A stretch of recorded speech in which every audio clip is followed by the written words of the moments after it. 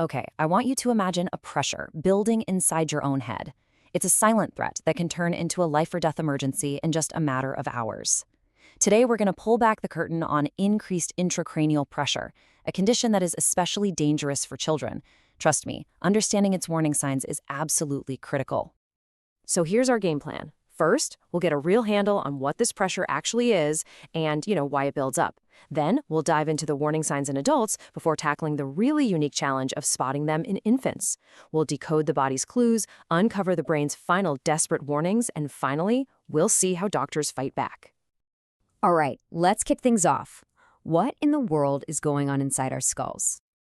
We're not talking about blood pressure, and definitely not the pressure of a deadline. No, the most dangerous pressure is the one that can build up inside your own head. It's a condition that can become life-threatening, sometimes in just a matter of hours. So this is what we're talking about, intracranial pressure, or ICP for short. It's basically the force created by the three things crammed inside your skull. You've got your brain tissue, all the blood flowing through it, and this clear liquid called cerebrospinal fluid, or CSF, that acts like a cushion. And here's the real problem, the fundamental issue. Your skull, it's a rigid, closed box. It's bone. It can't expand. So when anything inside, the brain, the blood, or that fluid, starts to increase in volume, even just a little bit, it has nowhere to go. It just starts to compress that soft, sponge-like brain tissue. And what's really striking here is just how tiny the margin for error is. Normal pressure is somewhere between 0 and 10 millimeters of mercury. That's just how we measure it. But once it starts creeping past 15, we are officially in the danger zone. At that point, the brain's own blood supply can actually start getting squeezed off. So what would cause this kind of dangerous buildup? And more importantly, how would you even know it's happening? Let's take a look at the causes and the classic symptoms. Well, the causes are pretty varied and, honestly, they're all serious.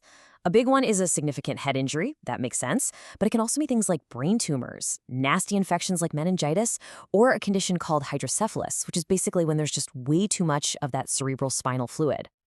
Now, for anyone who can actually talk and tell you what's wrong, the signs are kind of what you might expect from having extreme pressure in your head.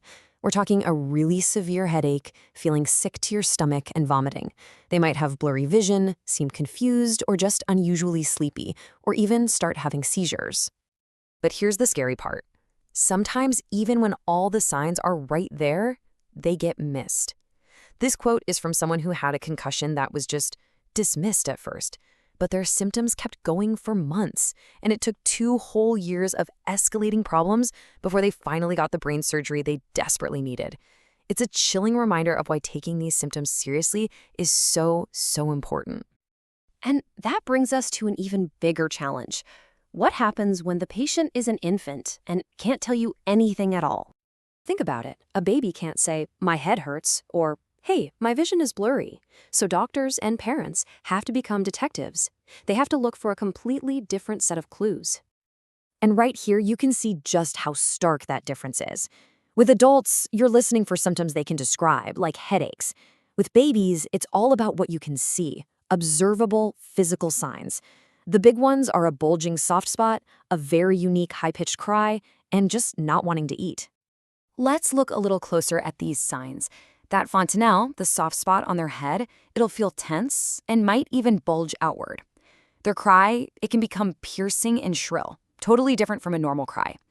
Besides not eating well, you might see them vomiting a lot, and in really severe cases, you can actually feel that the bones of the skull have started to separate a little.